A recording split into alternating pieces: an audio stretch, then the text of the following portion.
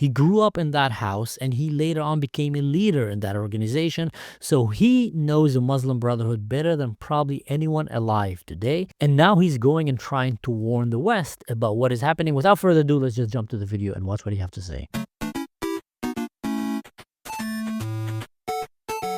My father is the top leader of a leading organization in the entire Muslim world called the Muslim Brotherhood and the Hamas organization. I was the person who put my father in prison. The religion of my people is a fake religion. It's a lie. The God of Islam calls himself the deceit. Muhammad himself killed Jews. He raped Jewish women. The same day he slept with her. Muslims, they worship God by killing Jews. This is an Islamic teaching. I was arrested, tortured because I didn't want to give information. They offered me to work for them. I thought that would be a great opportunity to take revenge from inside. So that was my goal, to play a double agent. They sent me to prison with other Hamas members. I found Hamas torturing. One important question in my life, in my mind started. Why do I hate Israel for torturing me and torturing my people, and I don't hate Hamas for torturing our people? Former terrorist, Hamas terrorist, the son of the founder of Hamas, one of the founder members of the Muslim Brotherhood as we see it today,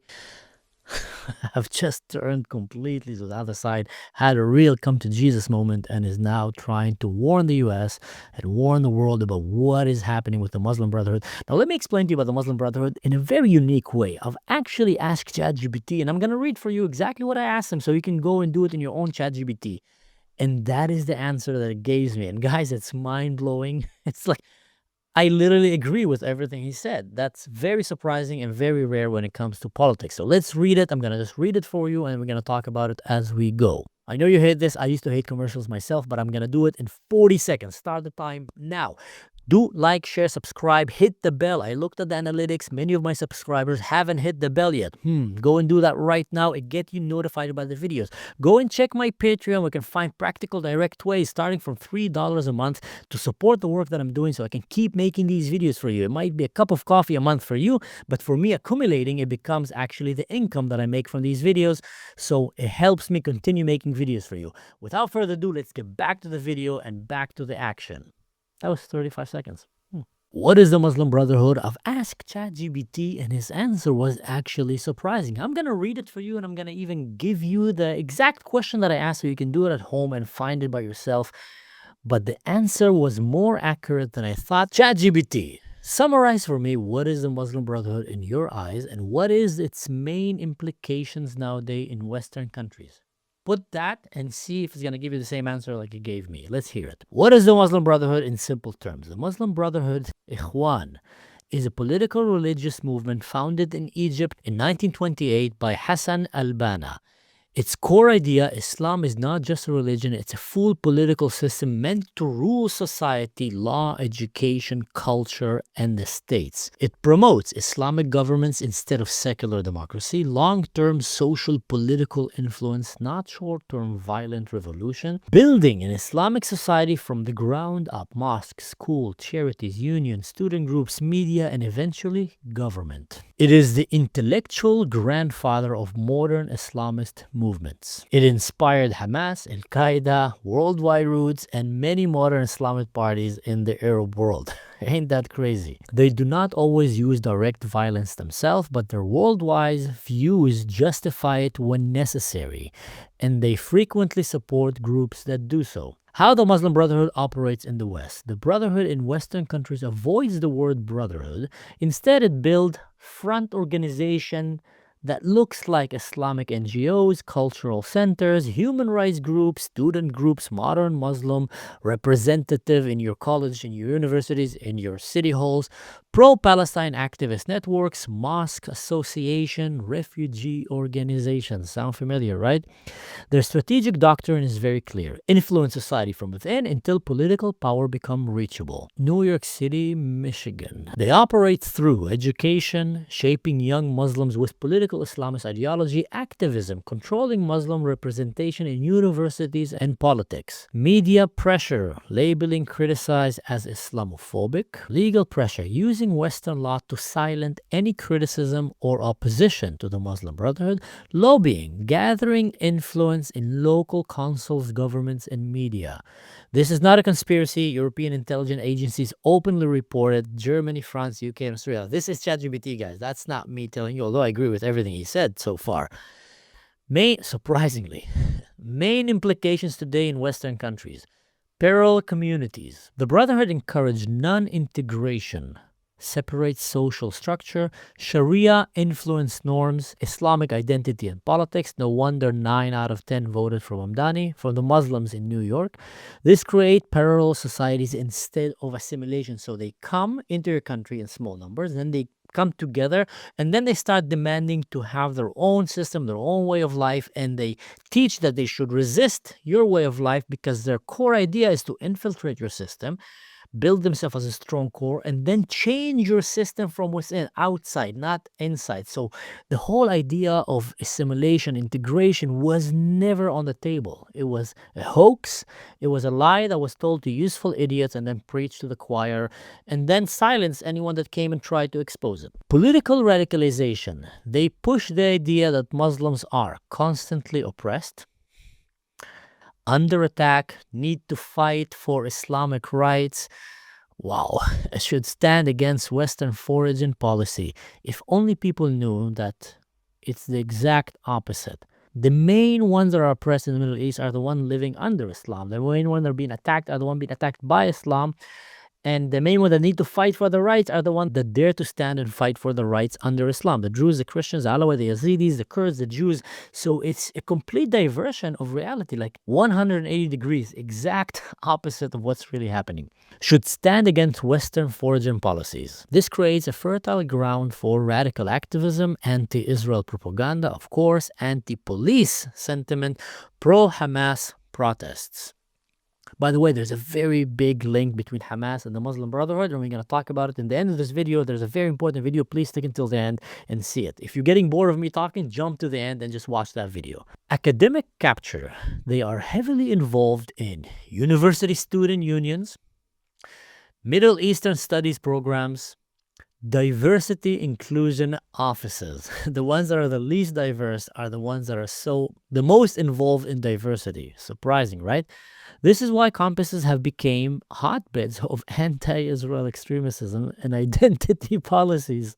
Guys, this is ChatGPT. I'm going to take a picture of my screen. I'm going to put it here. So this is ChatGPT. Institutional influence. Brotherhood-linked groups often become the official voice of Muslims, advisors for the governments, partners for anti-racism programs, consultant on immigration and integration. So you get to have the terrorists themselves as the main advisors for your governments in Western countries. No wonder Europe looks like Europe.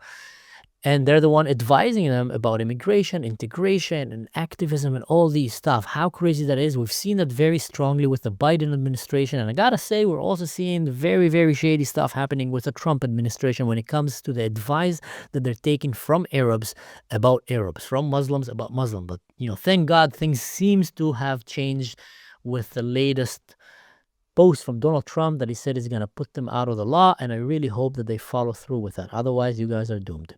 Governments knowingly rely on groups whose ideology is anti-Western, anti-liberal.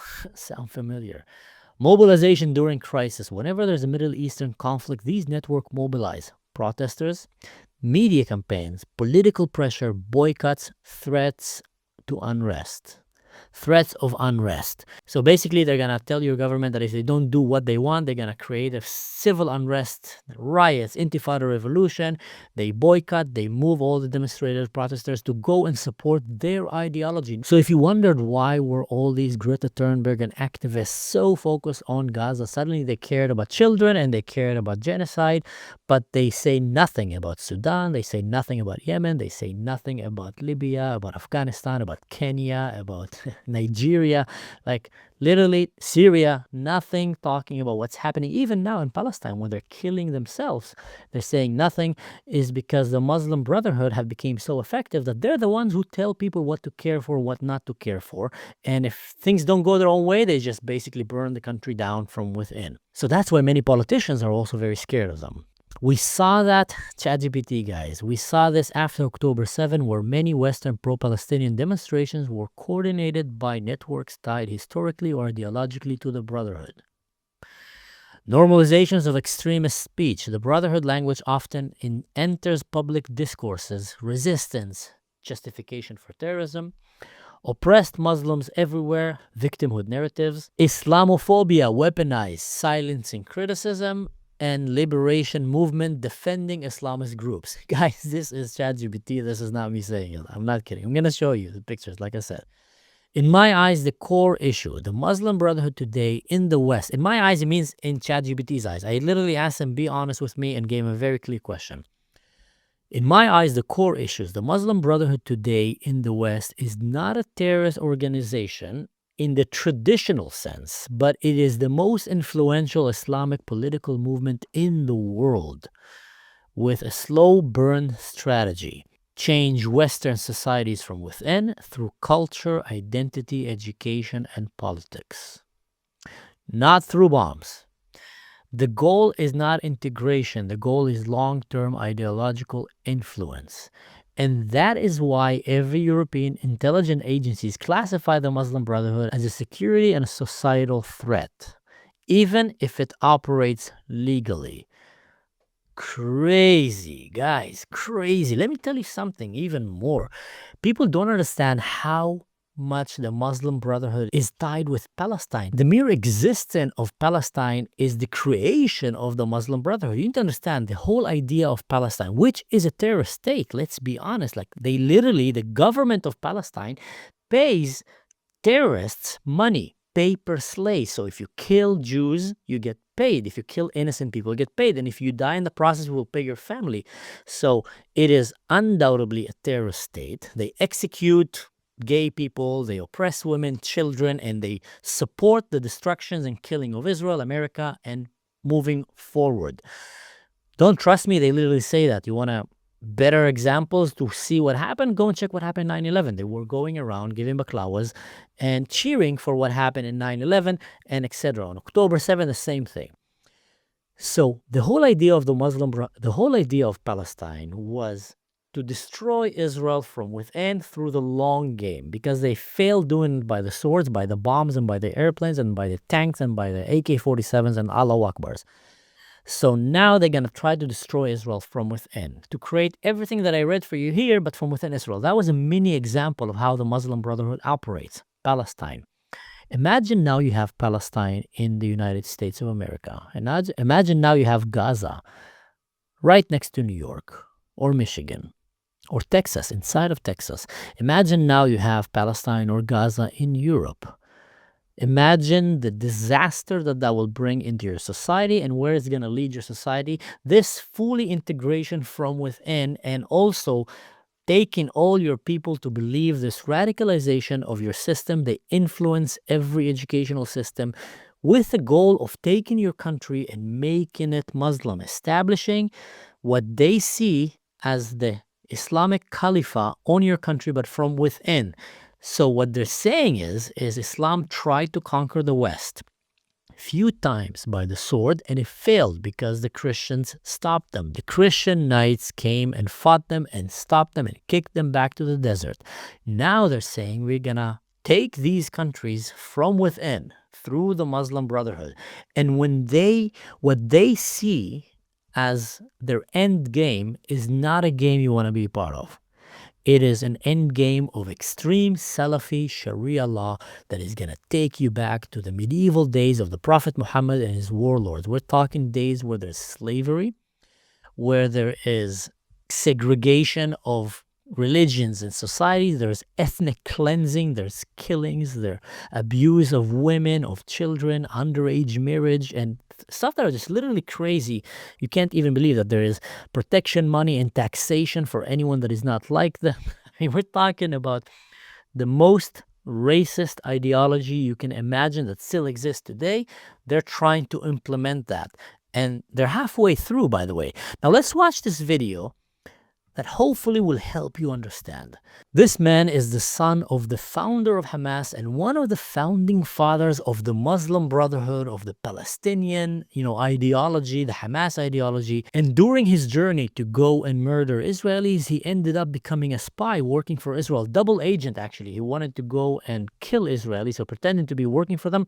But later on, he converted to Christianity, and he also saw all the wickedness of his own people. I was really confused, and I had a conflict between my morals and between the reality that I'm living. A cab driver invited me to Bible study, gave me the Bible, and I was reading the Sermon on the Mount, love your enemy. That made perfect sense to me because I was confused. Who is my enemy? Jesus Christ simply was telling me, your enemy is not man. I fought terrorism for 10 years. We need to fight their ideology. We need to fight their fake God, their fake prophet. And no power on earth can fight ideology. No government. Only you can fight ideology with other ideology. You cannot fight God with your muscles. Wow. I can't go flex my muscles and tell Muslims, I'm going to defeat your God. No, it doesn't work like this. If we want to fight God, we fight him with a God. And today when I fight the God of Islam, that he represents hate, revenge, I fight him only with one God that represents pure, unconditional love. Stop saying that Islam is like any other religion. Yes, religions are all the same. I believe in that. But there is a difference between ideology based on love and ideology based on hate. They come and tell us there is no difference between the God of Islam and the God of Christianity. I tell them, no, we know the God of Christianity through the person of Jesus Christ. Our God was crucified, tortured in pain, and he was praying and forgiving his torturers. And this is our highest example. All humans are God's children, and we need to see everybody like this. As you see, it took me 6 years to recognize Jesus Christ as my Lord, and some people, maybe your neighbor, will take him 10 years, maybe 20 years, maybe forever. We have to love everybody unconditionally and forgive people who do bad to us. And why finally it's a good thing that Donald Trump is getting the Muslim Brotherhood outlawed in the United States, but are they gonna go all the way, or are they just gonna do it to please the crowds?